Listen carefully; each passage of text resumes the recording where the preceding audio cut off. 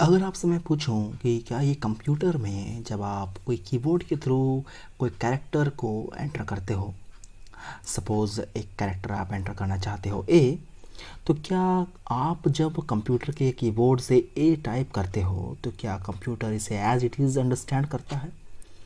तो आपका जवाब होगा कि सर ये ए हमारे अंडरस्टैंड के लिए है। कंप्यूटर इसे कभी भी एज इट इज़ अंडरस्टैंड नहीं कर पाता, क्योंकि कंप्यूटर ऑब्वियस सी बात है बाइनरी लैंग्वेज को अंडरस्टैंड करता है।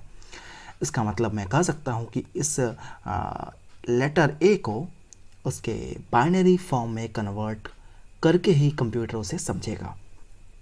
लेकिन क्या आप मुझे इस ए का बाइनरी फॉर्म बता सकते हो? तो आप कहोगे सर मुझे नहीं पता, क्योंकि ये काफ़ी कॉम्प्लिकेटेड होता है, क्योंकि बाइनरी में ओनली दो ही डिजिट होते हैं, 0 और 1, और जितना भी खेल होता है वो उनके कॉम्बिनेशन से ही होता है। तो उतनी कॉम्प्लिकेटेड एक group of zeros and ones को याद रखना मुश्किल होता है ना। तो उसको सिंप्लीफाई करने के लिए हमारे पास कुछ ऐसा मैकेनिज़्म है जिसे हम आज स्टडी करने वाले हैं आज की इस वीडियो में। तो चलिए देख लेते हैं कि अगर ये ए कंप्यूटर के अंदर एंटर होता है तो वो किस फॉर्म में एंटर होगा। देखें, अगर ये कंप्यूटर के अंदर जाता है तो ये ऑटोमेटिकली कन्वर्ट हो जाता है ज़ीरोज़ और वंस के फॉर्म में। तो ये तो देख पा रहे हैं कि ए का जो बाइनरी फॉर्म है वो 1 0 0 0 0 0 1 ये होता है। तो अब अगर मैं आपसे पूछूं बी का क्या होता है, तो आपको फिर उतना सारा डिजिट्स याद करना होगा। अगर इस तरह से मैं हर एक कैरेक्टर का आपसे पूछूं तो आपके लिए काफ़ी मुश्किल पड़ जाएगा। तो करना क्या पड़ेगा इसके लिए? तो इसके लिए इसका जो डेसिमल रिप्रेजेंटेशन है वो याद करना कंपैरेटिवली ज़्यादा आसान होता है इस वाले फॉर्म से। और उसका जो डेसिमल रिप्रेजेंटेशन है उसी को इंट्रोड्यूस किया था सबसे पहले अमेरिका ने, जिसका नाम रखा था एस्की कोड। उस डेसिमल रिप्रेजेंटेशन को ही रखा गया था नाम एस्की कोड। तो ये एस्की कोड क्या होता है बेसिकली? तो एस्की का फुल फॉर्म होता है American standard code for information interchange, यानी कि ये अमेरिका के द्वारा दिया गया एक ऐसा स्टैंडर्ड कोड है जो किसी भी इंफॉर्मेशन को इंटरचेंज करने में मदद करता है कंप्यूटर को। यानी कि अगर हम इंफॉर्मेशन एंटर कर रहे हैं ए, तो उसका रिस्पेक्टिव जो भी एक कोड होगा वो उसके फॉर्म में इंटरचेंज हो जाएगा, और ये कोड कहलाता है एस्की कोड, जो हमारे लिए एक नॉर्मल यूज़र के लिए काफ़ी आसान है याद करना उस बाइनरी के तुलना में। तो आगे देख लें कि एस्की के बारे में और क्या क्या जान सकते हैं हम लोग। तो the characters used in the computer are said to be ASCII characters. Computer में जो भी हमारे पास कीबोर्ड में कैरेक्टर्स रहते हैं उन्हें हम कह सकते हैं कि वो एक एस्की कैरेक्टर्स है, और उस कैरेक्टर को असाइन किया गया जो स्पेसिफिक न्यूमेरिक वैल्यू है उस न्यूमेरिक वैल्यू को हम कहते हैं एस्की कोड। उस पर्टिकुलर एस्की कैरेक्टर को असाइन किया गया स्पेसिफिक न्यूमेरिक वैल्यू जो होगा उसे हम लोग कहेंगे एस्की कोड। ठीक है। इसके अलावा हमारे पास जो एस्की कोड होगा वो बेसिकली डेसिमल फॉर्म में रहता है। मैंने आपको पहले बताया इसके बारे में कि ये एक डेसिमल नंबर होता है, लेकिन कंप्यूटर उसे 7 बाइनरी डिजिट्स के फॉर्म में, यानी कि 7 डिजिट का एक बाइनरी फॉर्म होगा इस डेसिमल नंबर का ही, जिसे कंप्यूटर अंडरस्टैंड करता है। तो आखिर इस डेसिमल नंबर को, जिसे हम एस्की कोड कह रहे हैं, उसे 7 डिजिट के बाइनरी फॉर्म में कैसे कन्वर्ट किया जाएगा?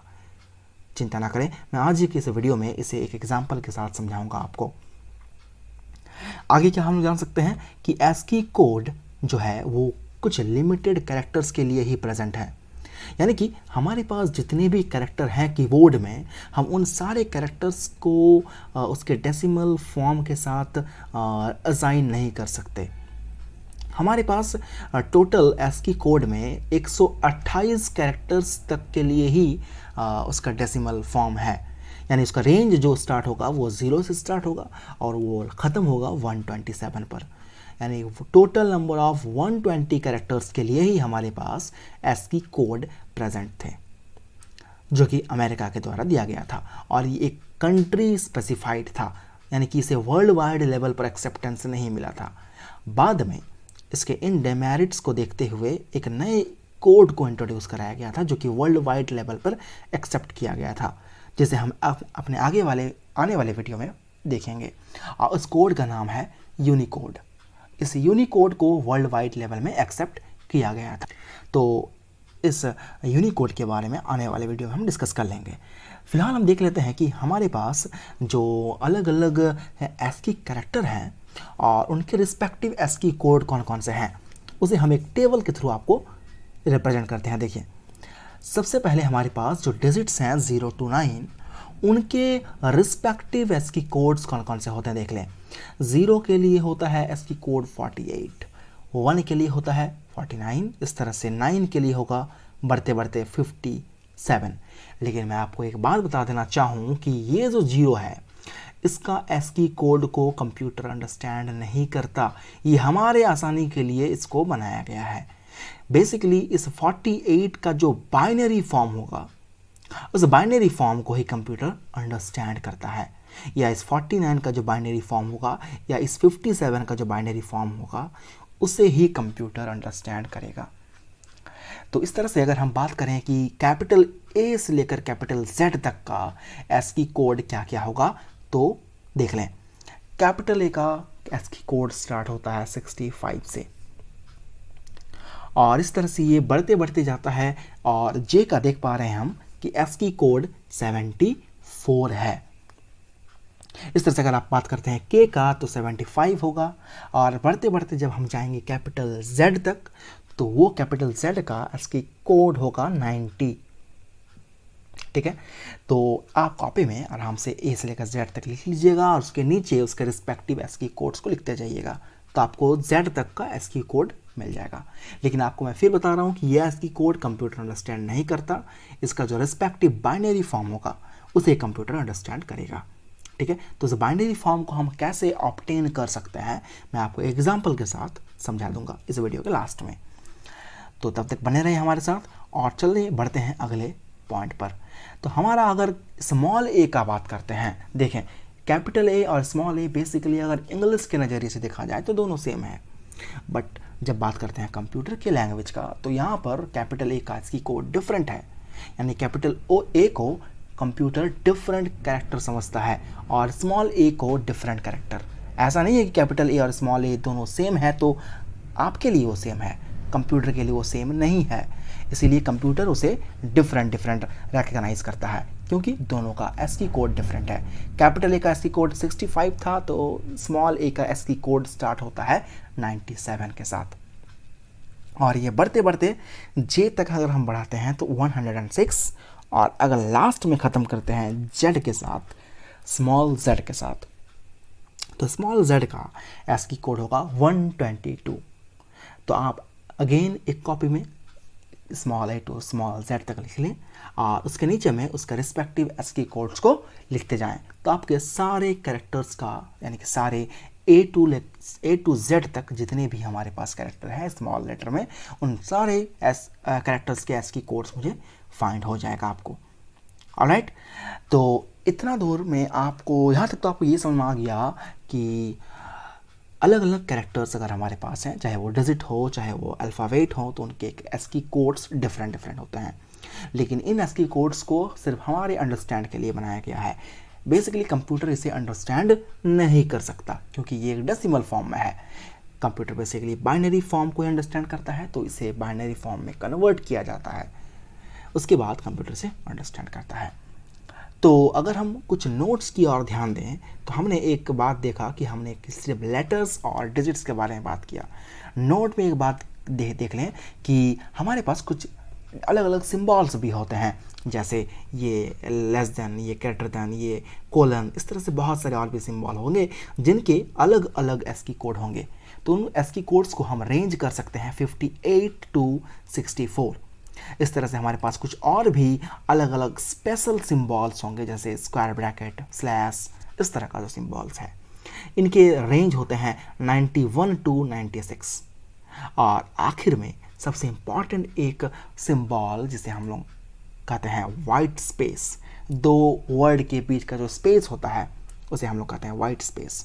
इसका ASCII कोड होता है 32। इसे अगर हम बाइनरी में कन्वर्ट करेंगे तो जो बाइनरी में आएगा फॉर्म, बेसिकली कंप्यूटर उसे ही अंडरस्टैंड करता है। यानी कि आप जितने सारे कैरेक्टर लिखते जाएंगे उसके उतने सारे रिस्पेक्टिव 7 डिजिट का बाइनरी फॉर्म कंप्यूटर में फॉर्म होते जाएगा, बनते जाएगा, और उसी 7 डिजिट के बाइनरी फॉर्म को ही कंप्यूटर अंडरस्टैंड करता है। फॉर एग्जाम्पल, आपके पास एक लेटर है ए और उसका रिस्पेक्टिव ASCII कोड आपको पता है कि 65 होता है। तो यहाँ पर दो चीज़ें हैं, देखें, पहला है ASCII character A and ASCII code that is 65। अब अगर मैं आपसे पूछूं कि इस 65 को उसके बाइनरी में कन्वर्ट कैसे करें, तो उसके लिए देखें कुछ नियम है।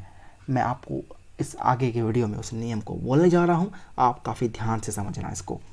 सपोज कर लो कि आपके पास 65 जो कि ए का ASCII कोड है, तो इसे मैं कन्वर्ट करूंगा अभी बाइनरी फॉर्म में। उसके लिए एक टेबल है, देखें, इस टेबल में कुछ नंबर्स को मैंने अरेंज करके रखा हुआ है, जिनमें 2 to the power 0 से लेकर के 2 to the power 6 तक वैरी कर रहा है, और नीचे में 1 to 64 तक। तो यहाँ सबसे पहले सवाल ये आता है कि ये 2 क्यों लिखा गया है। तो देखें, बाइनरी में हमारे पास बेसिकली 2 ही डिजिट्स रहते हैं, 0 एंड 1। बाइनरी में बेसिकली हमारे पास 2 ही डिजिट रहते हैं, वो डिजिट होता है 0 एंड 1। तो 2 डिजिट रहने की वजह से हम यहाँ पर 2 लिखे हैं।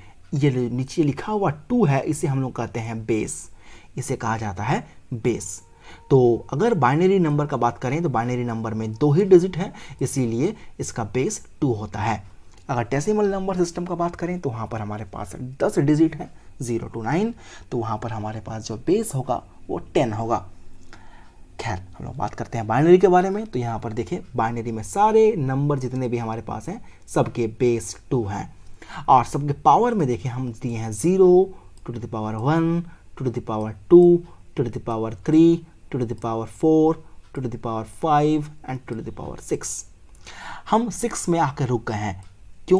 क्योंकि देखें, हमने शुरू में ही इस बात के बारे में चर्चा कर लिया है कि ASCII कोड में उसका जो डेसिमल का बाइनरी रिप्रेजेंटेशन होता है उसमें टोटल 7 डिजिट्स ही रहते हैं।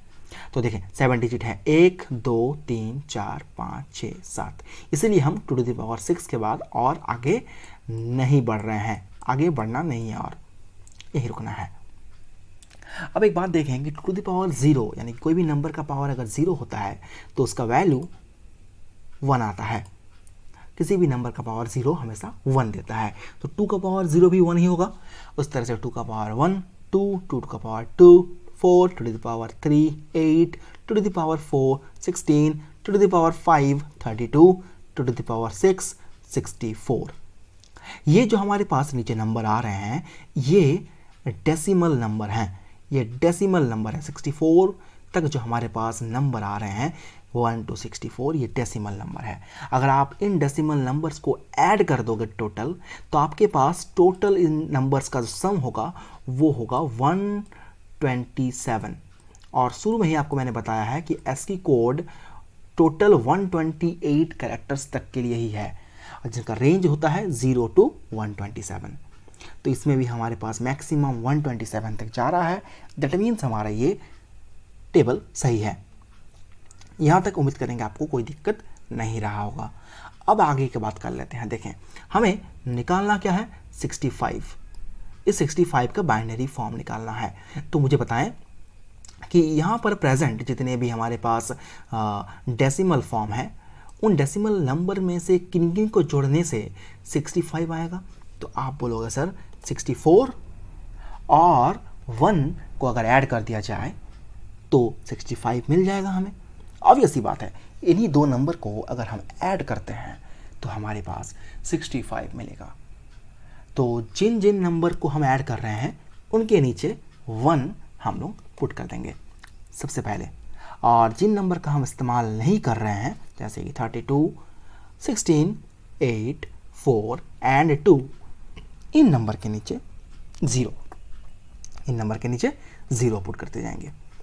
ठीक है, तो इस तरह से देखें हमारे पास टोटल 7 डिजिट का एक बाइनरी फॉर्म मिल रहा है। 1 2 3 4 5 6 7, टोटल हमारे पास 7 डिजिट्स हैं। और हमने एस्की कोड का बाइनरी फॉर्म में पढ़ा था कि 7 डिजिट्स का एक बाइनरी डिजिट होता है। तो अब ऐसी बात है, मैं अगर कहूँ कि ए का बाइनरी फॉर्म 1000001 है तो कोई गलत नहीं है। यानी कि हमें कह सकता हूँ कि a is equal to 65 is equal to 1000001 ये होता है। यानी कि अगर मैं कहूँ कि क्या ये 65 कंप्यूटर अंडरस्टैंड करता है, तो आप कहोगे नहीं सर, कंप्यूटर अंडरस्टैंड करता है इस लैंग्वेज को, यानी इस फॉर्म को।